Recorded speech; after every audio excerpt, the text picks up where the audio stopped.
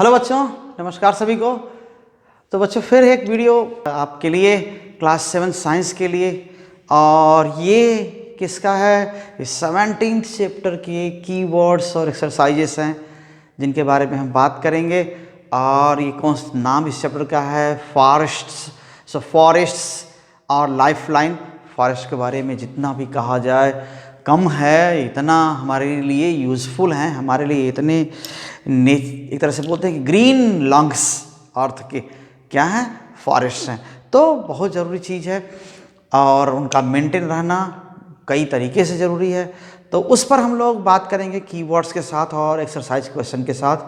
तो चलिए बहुत ज़्यादा टाइम ना वेस्ट करते हम क्या करें, शुरुआत करें इसकी।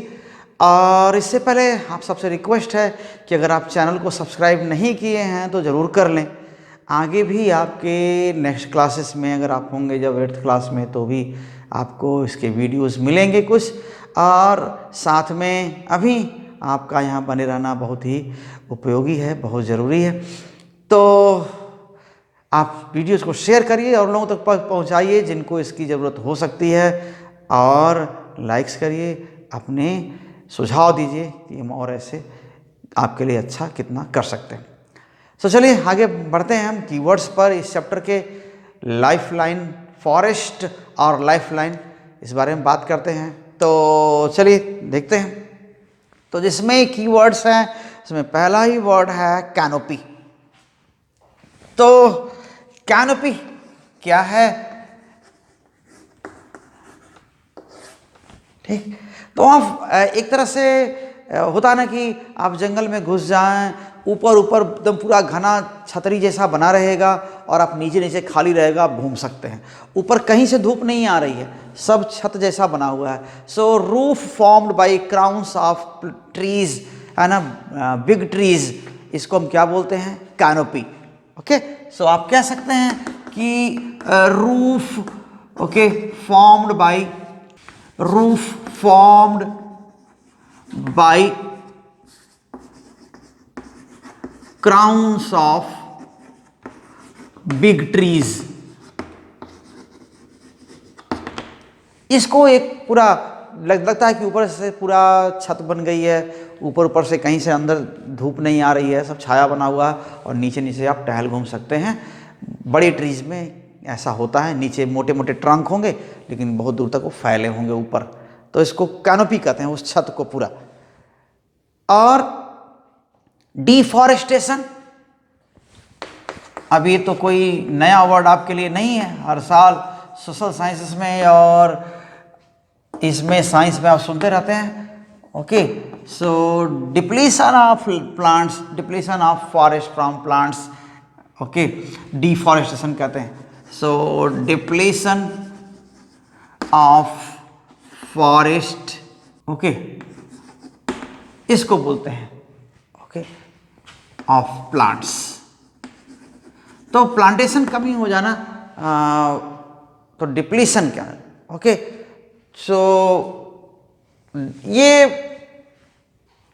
जो प्लांट हैं, सीधे देखिए, डिप्लीशन ऑफ फॉरेस्ट या कटिंग, ठीक है, और कटिंग, एक्सेसिव कटिंग बोलते हैं, और एक्सेसिव कटिंग ऑफ ट्रीज। ये उसके बाद फिर क्या है? Seed dispersal. वो तो होता है स्कैटरिंग सीड की, कि एक प्लांट के सीड का बहुत दूर तक फैलना, डिस्पर्सल होता है। तो सीड डिस्पर्सल, नाम ही है इसका, डिस्पर्स होना। So dispersal, so scattering of seeds of plant.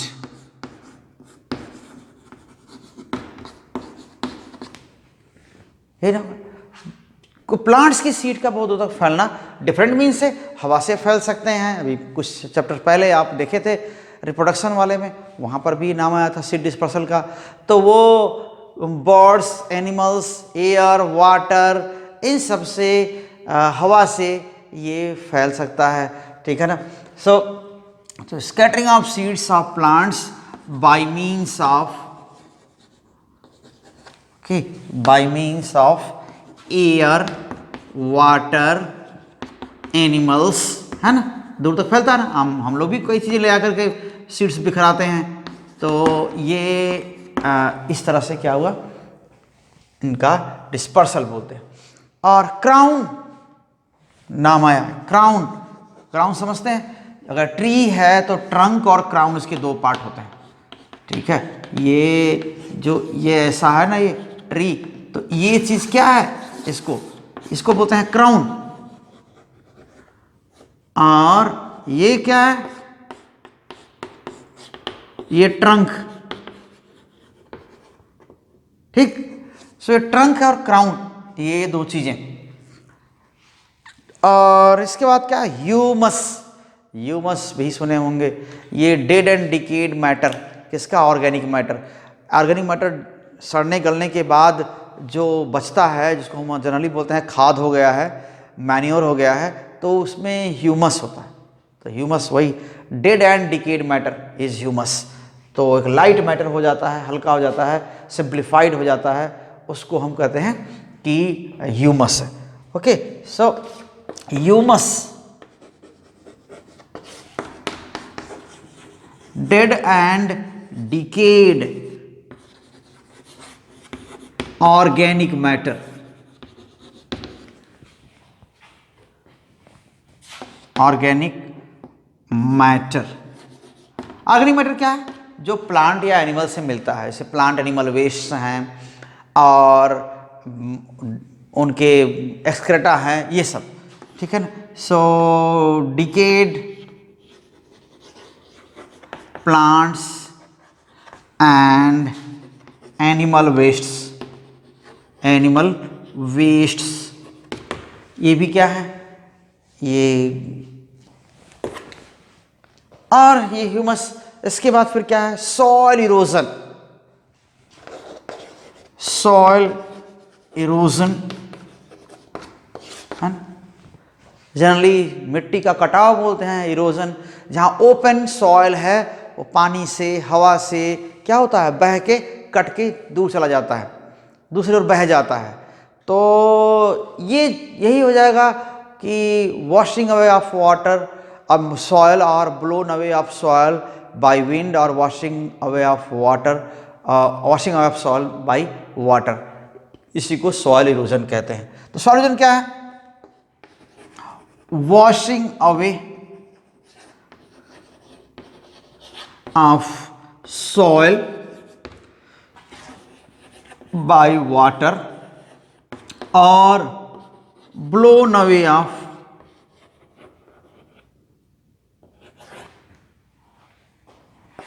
Of soil by air, wind. Okay, इसको हम कहते हैं सॉइल इरोजन। मिट्टी का कटाव है, सॉइल खत्म हो जाता है, उड़ जाता है, उसको हम सॉइल इरोजन कहते हैं। और इसके बाद डीकम्पोजर्स, जो ऑर्गेनिक मैटर को सड़ाते गलाते हैं, सिंप्लीफाई करते हैं, उनको डीकम्पोजर कहते हैं, ठीक है। तो ब्रेक करते हैं किसमें, सिंपल सब्सटेंसेस में। ऑर्गेनिक मैटर को, डेड ऑर्गेनिक मैटर को सिंपल सब्सटेंसेस में जो ब्रेक करते हैं, वो डीकम्पोजर्स हैं। डीकम्पोजर्स क्या है, ये ऑर्गेनिजम्स हैं, ठीक है ना। So organisms, organisms which break dead organic matter, organic matter into simple substances, simple substances, है ना, उसी को ह्यूमस कहते हैं। ह्यूमस वही चीज है, उन्हीं को हम डीकम्पोजर्स कहते हैं। तो डीकम्पोजर्स यही है, ऑर्गेनिजम्स हैं ये, जैसे फंजाई हैं, बैक्टीरिया हैं, इवन कुछ हद तक तो आपका अर्थवॉर्म, अर्थवॉर्म भी बोलते हैं। और इसके बाद ये बहुत सारे थोड़े बीटल्स वगैरह हैं कुछ, वो भी ये काम करते हैं। तो कई डिकम्पोजर हैं। और रीजनरेशन, फिर से उग आना या उत्पन्न हो जाना। आप फॉरेस्ट लैंड को छोड़ दीजिए तो फिर से पौधे उग आते हैं, या सीड डिस्पर्सल हो करके, या किसी पार्ट से, उनके बचे हुए स्टेम से वो खुद अपने आप सेल्फ ग्रोइंग ऑफ फॉरेस्ट, ये इसको हम रीजनरेशन कहते हैं। ठीक है ना। सो रीजनरेशन,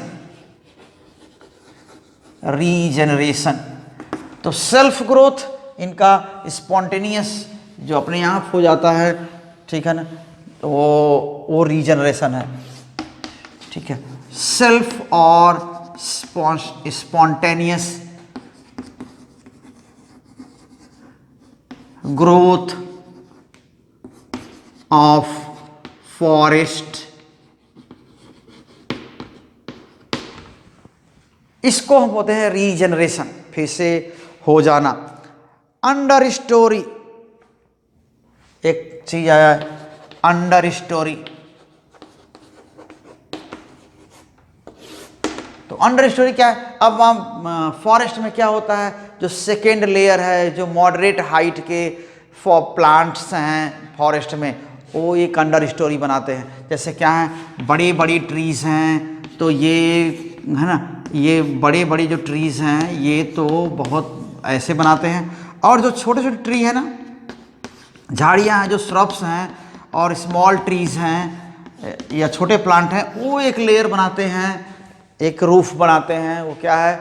अंडर स्टोरी। तो फॉरेस्ट में क्या है, एक लेयर जो मॉडरेट हाइट और स्मॉल प्लांट्स का जो बनता है, उसको अंडर स्टोरी कहते हैं। Okay. So a layer of small trees, plants or shrubs,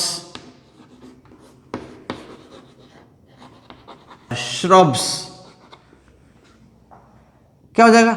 below the long tall trees. ठीक है, टॉल ट्रीज, इसको क्या बोलते हैं? अंडर स्टोरी, है ना, form under story, under story in the forest, in the forest. Forest में ये अंडर स्टोरी बन जाता है। और तो ऐसा, तो ये हुए कीवर्ड्स इतने।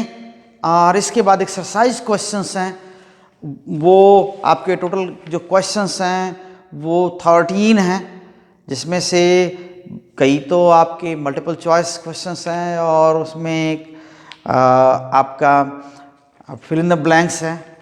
तो आइए हम इन पर बात करते हैं थोड़ा। ओके, कह रहे हैं फर्स्ट क्वेश्चन क्या है? Explain how animals dwelling in the forest, जो रहते हैं, निवास करते हैं वहाँ पर, help it grow and regenerate. बिल्कुल, एनिमल्स क्या करते हैं?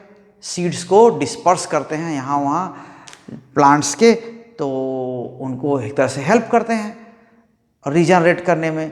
और उनसे जो कार्बन डाइऑक्साइड प्रोड्यूस होती है, वो प्लांट क्या करते हैं? अपना फूड उससे बनाते हैं, यूज़ करते हैं कार्बन डाइऑक्साइड। तो इसी को कह रहे हैं कि एक्सप्लेन करना है। तो आइए स्टार्ट करते हैं इसको यहाँ से, एक्सरसाइज क्वेश्चंस को। और तो क्वेश्चन 1,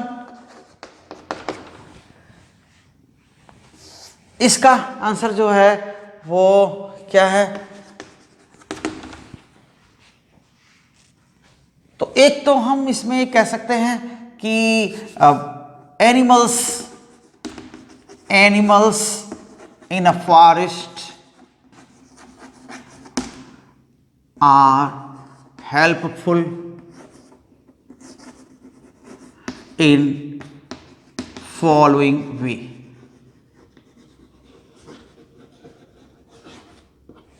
ठीक, और ये क्या है?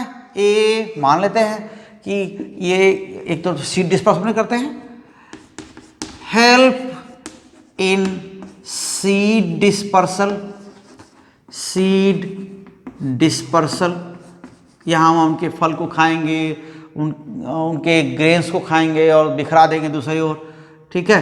तो ये एक तरह से सीड डिस्पर्सल में हेल्प करते हैं।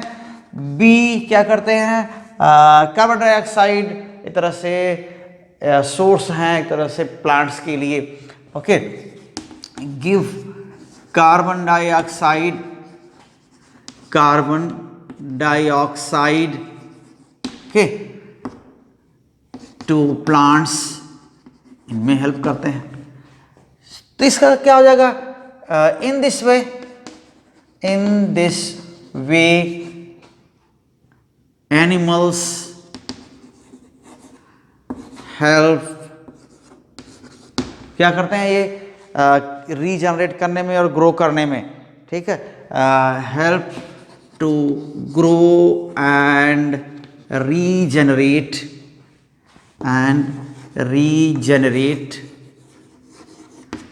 फॉरेस्ट। कि बहुत ज़्यादा एनिमल्स हो जाएंगे तो नुकसान भी पहुंचाएंगे, ज़रूरत से ज़्यादा ग्रेसिंग होगी, जितना ज़्यादा ग्रेसिंग होगी उतना ज़्यादा उग नहीं पाएगा तो जंगल कम होने लगेंगे। इसलिए उनकी नंबर को कंट्रोल करने के लिए कुछ कार्निवोरस एनिमल भी होने चाहिए जंगल में जो उनको कंट्रोल करे, तो ऐसे नेचुरली चलता रहता है। तो ये हुआ। Can I explain how forest prevent floods, बहुत इंपॉर्टेंट चीज़ है। सेकेंड, फ्लड प्रिवेंशन कैसे होता है, flood prevention, okay. Flood preventing ये कैसी होती है, तो ये भाई फ्लड आता कैसे, जैसे एकाएक बरसात हो गई और बहुत जोरों का पानी, बहुत तेज बरसात हो गई तो एकाएक सारा का सारा पानी क्या हुआ, नदी में आ गया, नदी से फैल के यहाँ गया, प्लेन्स में आ गया और फ्लड कंडीशन हो गई। तो जो प्लांट ट्रीज हैं वो ट्रैप करते हैं वाटर की, रेन वाटर की स्पीड को कम करते हैं और एकाएक सारा का सारा रेन वाटर रिवर में नहीं आता और एकाएक ग्राउंड में नहीं फैलता है, तो ये फ्लड कंडीशन को कंट्रोल करते हैं, ओके। तो फॉरेस्ट क्या करते हैं, तो आंसर इसका ये forests trap the rain water, ये रेन वाटर को ट्रैप करते हैं और उनको तेजी से उनकी स्पीड को कम करते हैं, ठीक है। And do not allow it to flow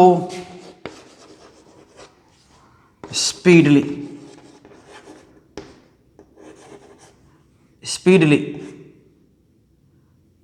okay,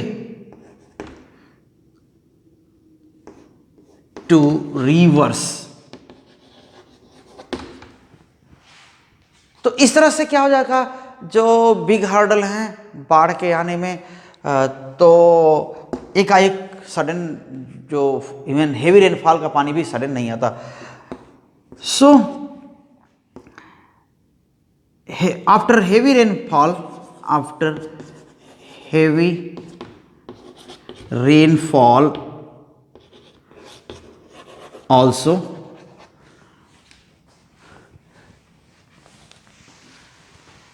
rainwater does not come suddenly in the river, okay. Rainwater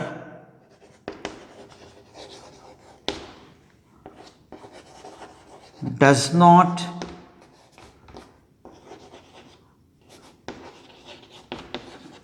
come to river suddenly,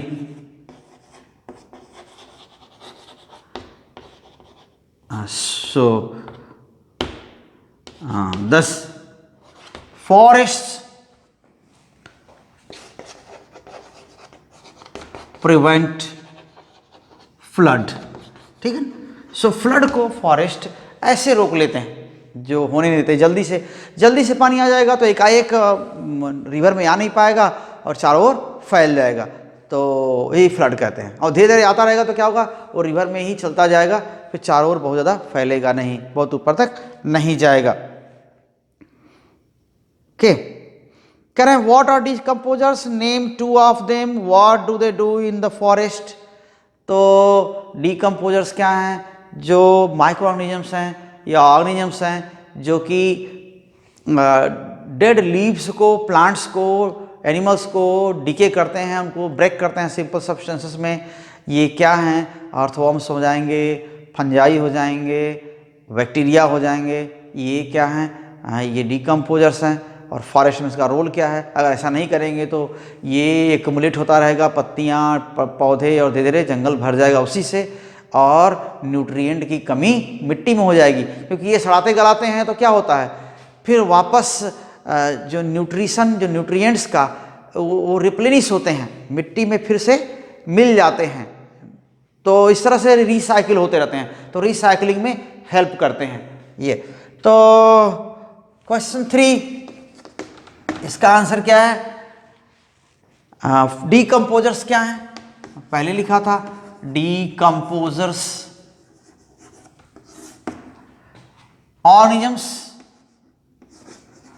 organisms which break the organic matter into simple substances, ठीक, are called decomposers। Simple substances को ही हम humus कह रहे थे, decomposers। तो इसमें name क्या है इनका, कुछ जैसे क्या है, bacteria, fungi,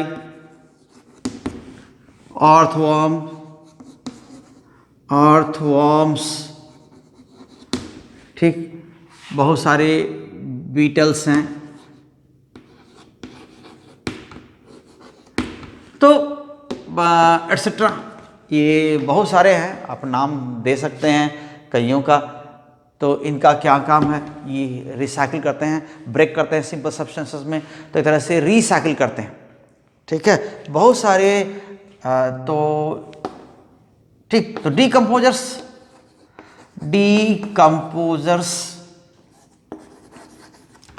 help in recycling, है ना। मिट्टी से न्यूट्रिएंट्स क्या करते हैं, ट्रीज या प्लांट्स ले लेते हैं, फिर मिट्टी में अगर वापस नहीं जाएंगे न्यूट्रिशन, तो कोई वहाँ फर्टिलाइजर देने तो जाते नहीं फॉरेस्ट में, वहाँ पर रिप्लेनिश कैसे होगा, सॉइल में न्यूट्रिएंट्स की पूर्ति कैसे होगी।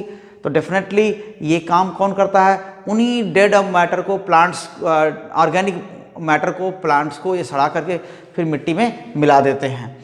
Okay, recycling of nutrients, nutrients in the soil. तो इनका जरूरी है, अगर ये नहीं रहेंगे तो क्या होगा, वो डीके नहीं हो पाएगा, है ना, तो बहुत सारा इकट्ठा हो जाएगा, रिसाइकलिंग नहीं होगी। सो decomposers are essential, ठीक है। तो ये जरूरी है इनका रहना, डिकम्पोजर्स का। और इसके बाद करें 4th, explain the role of forest in maintaining balance between oxygen carbon dioxide in the atmosphere. बहुत सारा फोटोसिंथेसिस फॉरेस्ट परफॉर्म करते हैं, तो बहुत सारा कार्बन डाइऑक्साइड चाहिए और बहुत सारी ऑक्सीजन प्रोड्यूस करते हैं, जो एनिमल और इंडस्ट्रीज रिलीज करते हैं, तो इसलिए बैलेंस करते हैं। सो फॉरेस्ट क्या करते हैं, यूज़ करते हैं इसको okay, question 4 and this is what, इसका आंसर क्या है? फॉरेस्ट मीन्स क्या हो जाएगा? That is large number of plants, large number of plants, okay, perform photosynthesis, photosynthesis by consuming carbon dioxide, carbon dioxide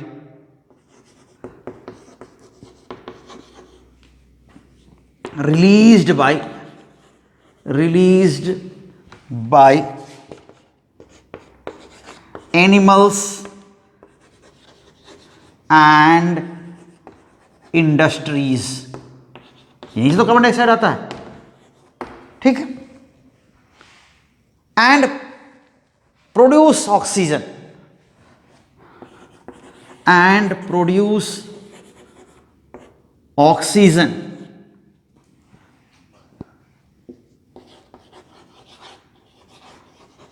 इसलिए क्या करते हैं? वो बैलेंस करते हैं इसको. So they balance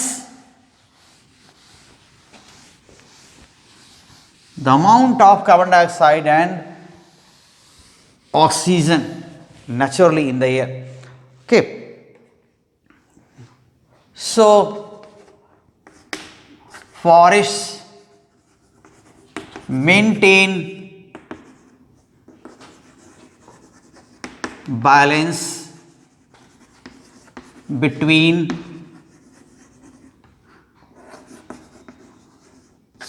oxygen and carbon dioxide,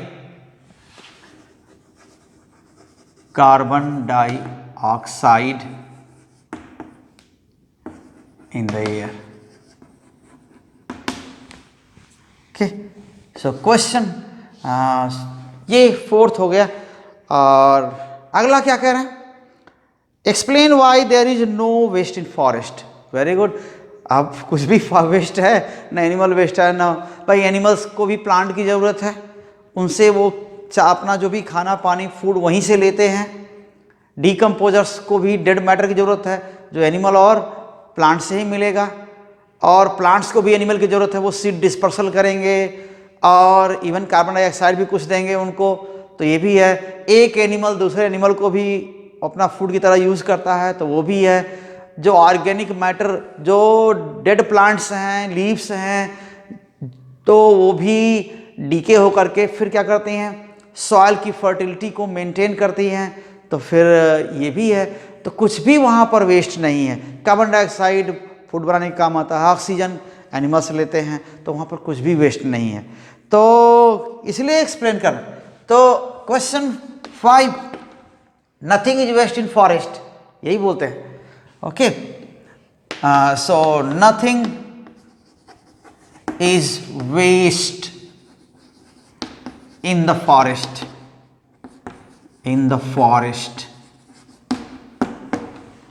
okay. तो क्यों ऐसा क्यों कह रहे हैं? देखिए, एनिमल्स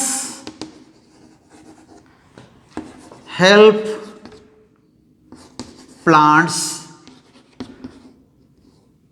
in dispersal,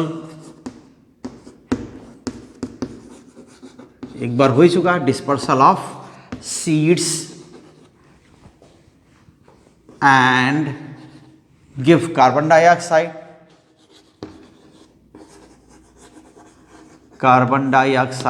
ऐसा होता है. दूसरी चीज क्या है? Oxygen produced bye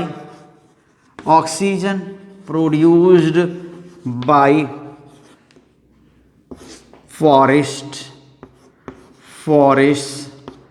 is consumed by, used by animals. ये होगा। सी क्या है, जो भी डेड मैटर है वो फर्टिलिटी को क्या करता है, कंज्यूम करता है या मेंटेन करता है।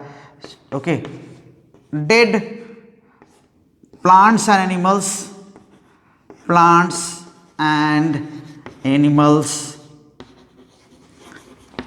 and their parts are decomposed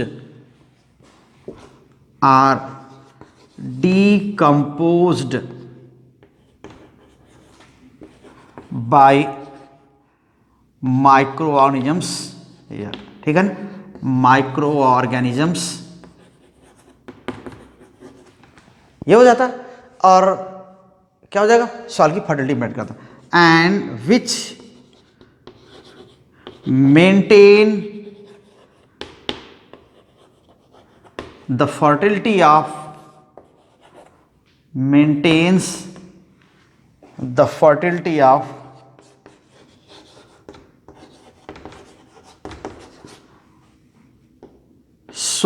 forest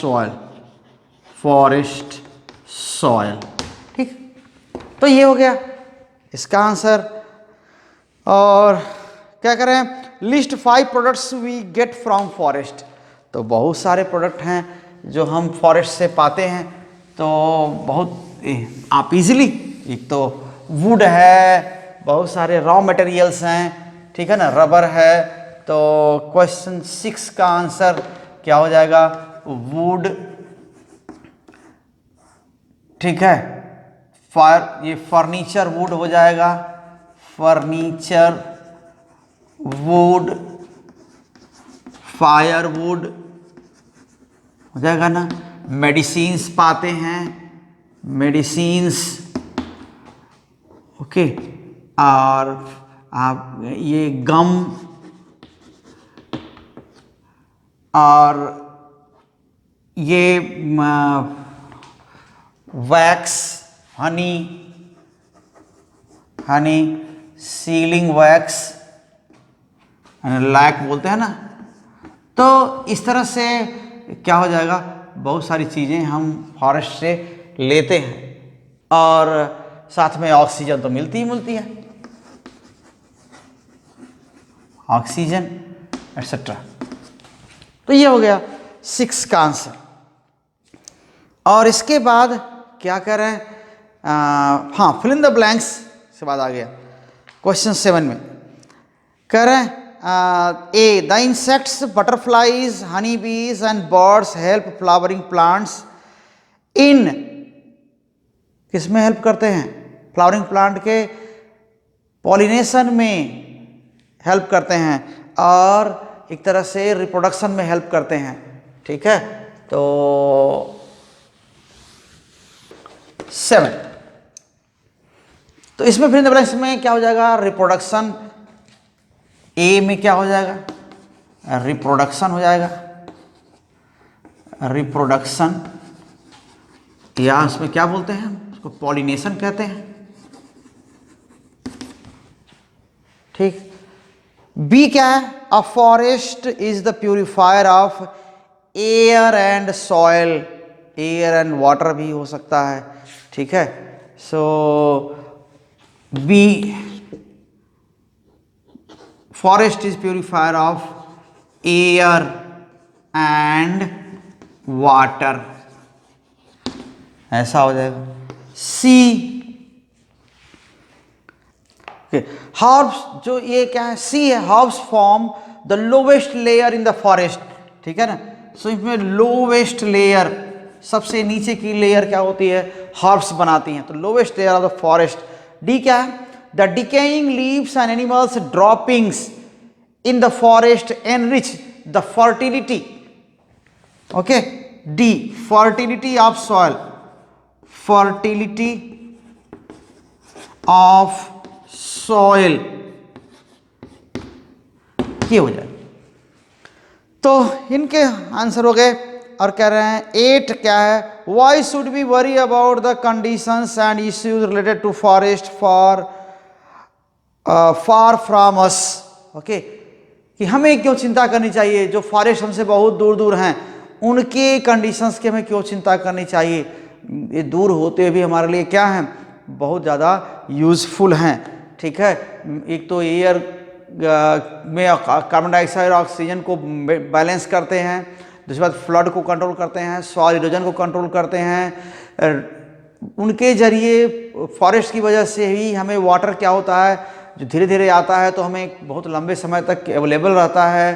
तो इस तरह से जो वाइल्ड लाइफ डाइवर्सिटी को मेंटेन करते हैं, फूड चेन को एनरिच करते हैं, तो इसलिए हमें चिंता करनी चाहिए। ठीक है ना। तो चलिए इसमें लिखने चाहिए क्या करेंगे 8 okay 1 8। So following are the reasons, क्या है, following are the reasons due to which we should worry about forests। तो ए क्या है, एक तो क्यों करते हैं कि maintain balance, forest maintain balance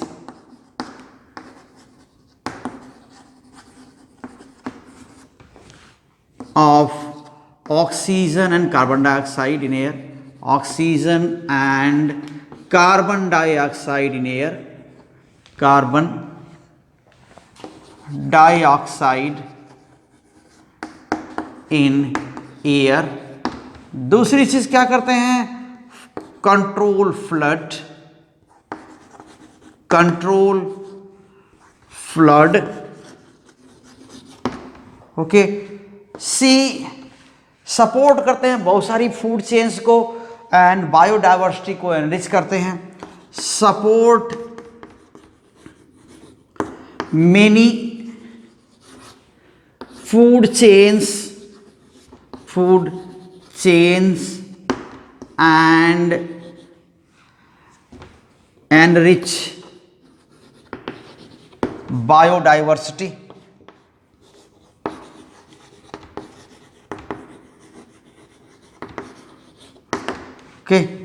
D stimulate, वो पानी बरसात होने को उकसाते हैं एक तरह से, stimulate rainfall.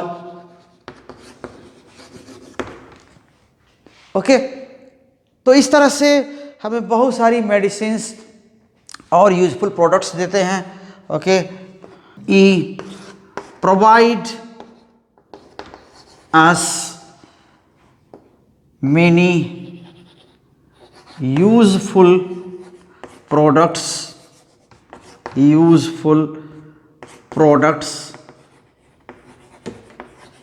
and raw materials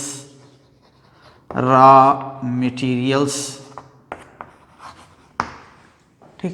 तो इस तरह हमें इनकी चिंता करनी चाहिए। ओके, उसके बाद देखिए क्या है, question 9, explain why there is a need to variety of animals and plants in the forest। Okay, क्योंकि अभी पहले बताया ना कि इसमें बहुत सारे कई तरह के एनिमल हो जाएंगे तो प्लांट को ही पूरे खा जाएंगे, तो उन एनिमल्स को कंट्रोल करने के लिए दूसरे एनिमल होने चाहिए, और अगर इनकी डेथ होती है तो उनको डिकम्पोज करने वाले एनिमल होने चाहिए या माइक्रो ऑर्गेनिज्म होने चाहिए। तो इस तरह से बहुत सारी वैरायटी होनी चाहिए। तो इनकी पॉपुलेशन को कंट्रोल करने के लिए भी वहाँ पर एनिमल होने चाहिए। ठीक है, तो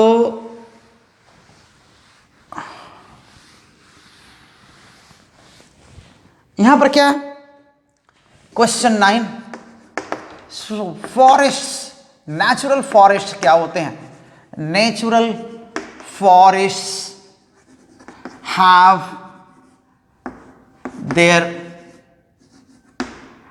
natural forests have their well established mechanism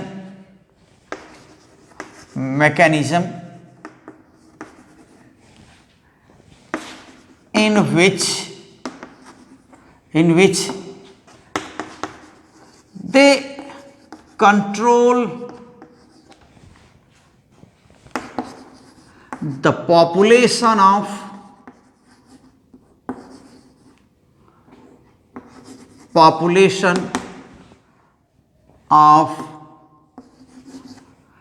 animals by supporting, है ना, एक एनिमल दूसरे को कंट्रोल करेगा नंबर को, है ना, bye supporting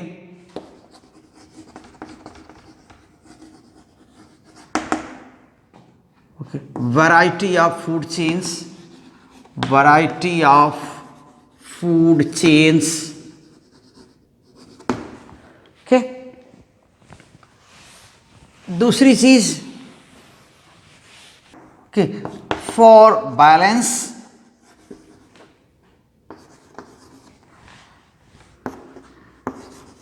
herbivores and carnivorous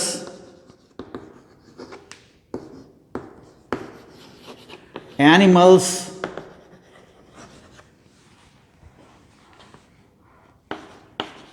should present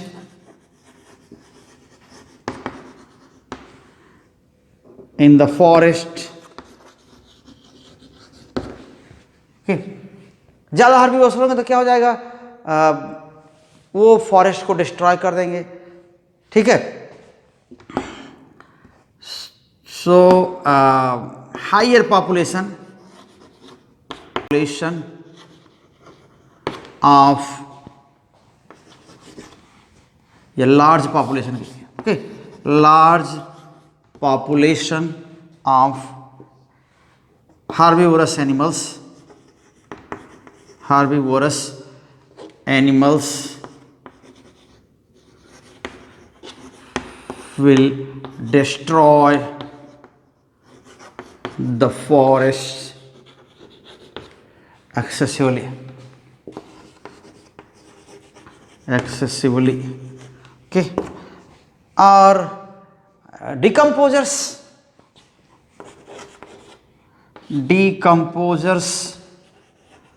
also needed, okay, for recycling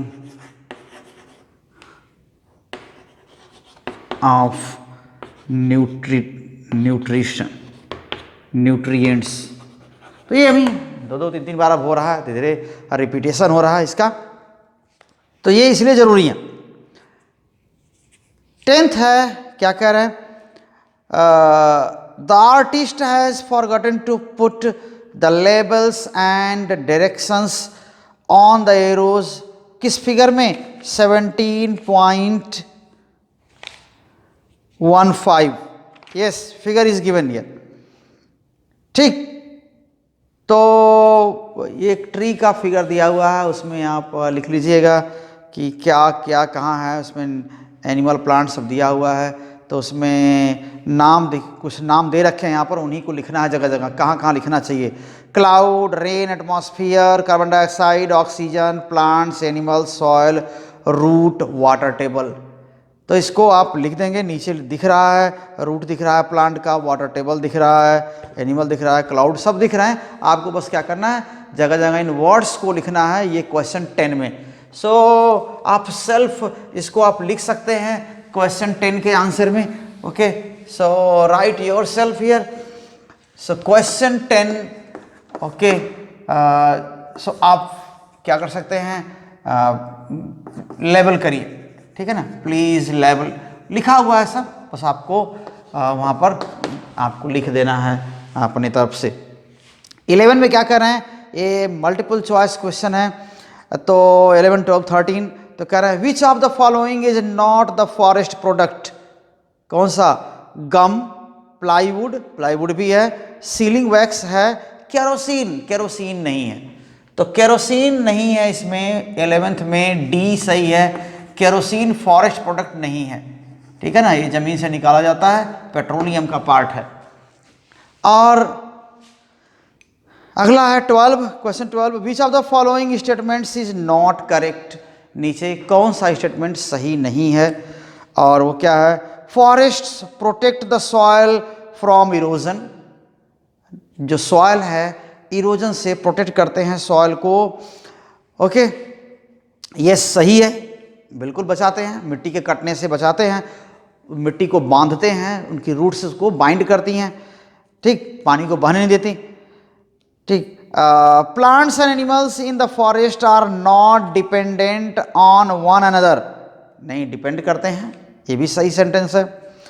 third क्या है, forest influence the climate and water cycle, ये बिल्कुल उसमें रोल तो होता ही है। And soil helps forest to grow and regenerate, soil helps forest to grow and regenerate, बिल्कुल हेल्प करता है।